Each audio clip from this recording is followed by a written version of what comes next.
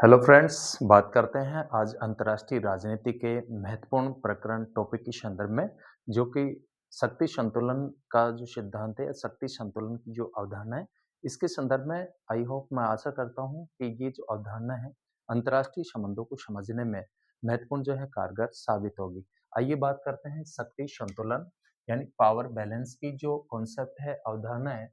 देखिए, शक्ति संतुलन से जो तात्पर्य है इसका जो अभिप्राय होता है कि किसी अंतर्राष्ट्रीय राजनीति में ऐसी स्थिति से होता है जिसमें कोई भी देश या देशों का जो समूह है वो इतना शक्तिशाली नहीं हो सकता कि वह अन्य देशों पर हावी हो सके।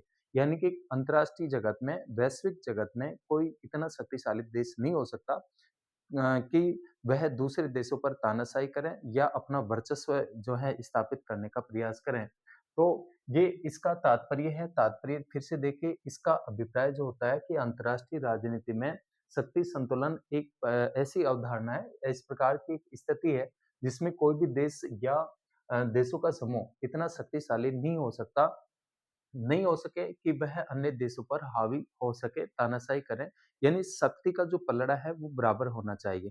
इसके बाद में इसके परिभाषा के संदर्भ में अपन देखते हैं कि अंतर्राष्ट्रीय राजनीति में शक्ति संतुलन की जो अवधारणा है, शक्ति संतुलन की जो परिभाषा है वो क्या हो सकती है? तो एक सटीक परिभाषा के रूप में कि अंतर्राष्ट्रीय जो राजनीति है उसमें एक ऐसी व्यवस्था या स्थिति जिसमें विभिन्न देशों या गठबंधनों की स्थिति या शक्ति क्या होती है, बराबर-बराबर होती है और जिससे कोई भी पक्ष दूसरे पक्ष पे आसानी से प्रभुत्व स्थापित नहीं कर सके। इसको शक्ति संतुलन के नाम से जाना जाता है या शक्ति संतुलन कहते हैं। इसके बाद में अपन बात करते हैं इसकी विशेषताओं की, कि शक्ति संतुलन की प्रमुख विशेषताएँ कौन-कौन सी होती हैं।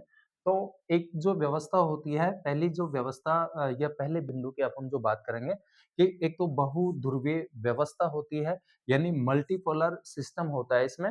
और इसमें देखिए कि कई देश या गठबंधन शक्ति के केंद्र के रूप में उभरते हैं। इसमें एक ही जो देश होता है, वो पावरफुल नहीं होता है, शक्तिशाली नहीं होता है, क्योंकि अगर अंतर्राष्ट्रीय जगत में अगर एक ध्रुवीय विश्व हो या एक ही महाशक्ति हो, तो वह दूसरे देशों पर अपना प्रभुत्व कायम करने का जो है प्रयास करता है, दूसरे देशों को दबाने की कोशिश करता है।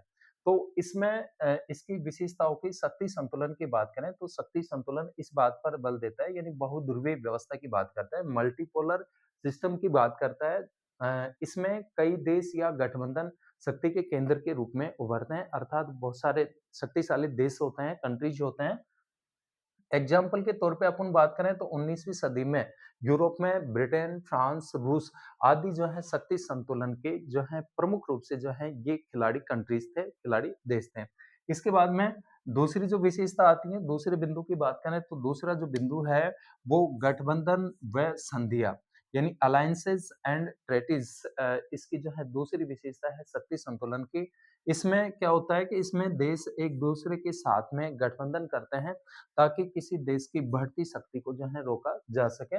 जैसे उसको संतुलित किया जा सके या रोका जा सके। जैसे अपन बात करें इस सेकंड वर्ल्ड वॉर के बाद में, यानी जो कोल्ड वॉर था, और कोल्ड वॉर के दौरान जो है NATO, North Atlantic Treaty Organization, जिसकी स्थापना अप्रैल 1949 में हुई थी अमेरिका के नेतृत्व में, जिसमें 12 देश थे।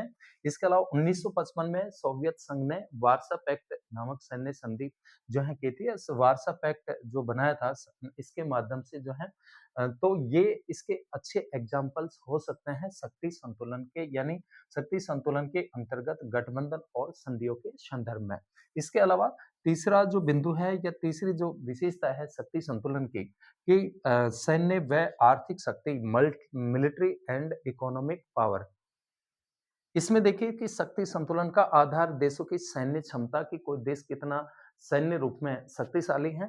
इसके अलावा आर्थिक स्थिति उसकी कैसी है और उसका जो तकनीकी विकास से होता है, और ये तत्व तय करते हैं कि कोई देश कितना शक्तिशाली है। तो ये भी शक्ति संतुलन की जो है एक विशेषता है, सैन्य व आर्थिक शक्ति, यानी military and economic power. Next विशेषता की बात करते हैं फ्लेक्सिबल, यानी लचीलापन, कि जो संतुलन होता है, शक्ति संतुलन होता है, वो स्थिर नहीं होता है और समय के साथ-साथ में जो है ये भी बदलता रहता है। शक्ति संतुलन जैसे देशों की शक्ति जो होती है समय के अनुसार जो है बढ़ती और घटती रहती है।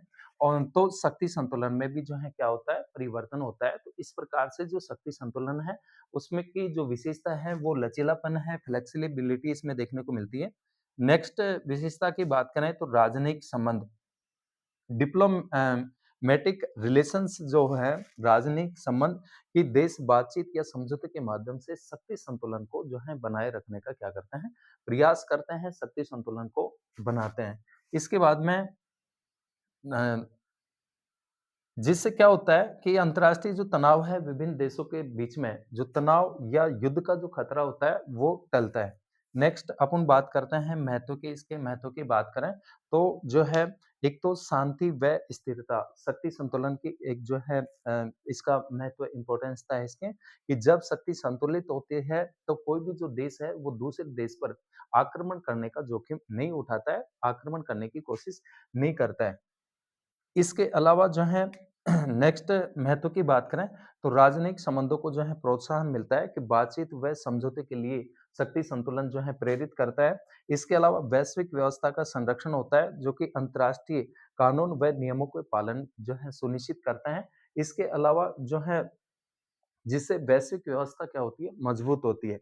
नेक्स्ट अपन बात करते हैं शक्ति पर नियंत्रण कि यह किसी एक देश को अत्यधिक शक्तिशाली बनने से रोक सकता है, जिससे वैश्विक जो है गठबंधन और जो है वैश्विक स्तर पर जो है ये कहें कि तानाशाही की जो संभावना होती है, वो कम होती है। इसके अलावा राष्ट्रीय सुरक्षा के अंतर्गत कि गठबंधन और संतुलन के माध्यम से जो देश होते हैं, वे अपनी सुरक्षा को जो है मजबूत करते हैं। इसके अलावा जो है निष्कर्ष की बात करें अपन तो निष्कर्ष जो है कि यह एक अंतर्राष्ट्रीय राजनीति का जो है सिद्धांत है जो देशों के बीच में शक्ति के वितरण को जो है संतुलित करता है। इसके अलावा युद्ध को रोकता है, शांति को बनाए रखने, वैश्विक व्यवस्था को स्थिर करने में भी शक्ति संतुलन की महत्वपूर्ण भूमिका होती है। इसके अलावा इसकी विशेषताओं और प्रभाव से अंतर्राष्ट्रीय संबंधों को समझने में हमें बहुत ही आसानी होती है। तो डियर स्टूडेंट्स, जो अंतर्राष्ट्रीय राजनीति के विद्यार्थी हैं और जो मित्र हैं, उसमें जो है उनको शक्ति संतुलन एक महत्वपूर्ण जो है अवधारणा के रूप में जो है इस अवधारणा को समझना चाहिए, देखना चाहिए। आई होप मैं आशा करता हूँ कि शक्ति संतुलन की अवधारणा आप समझे होंगे, अच्छे से हमारे समझ में आई होगी। मिलते हैं ऐसी और महत्वपूर्ण जानकारी के साथ नेक्स्ट वीडियोज़ में, तब तक सभी का बहुत-बहुत धन्यवाद।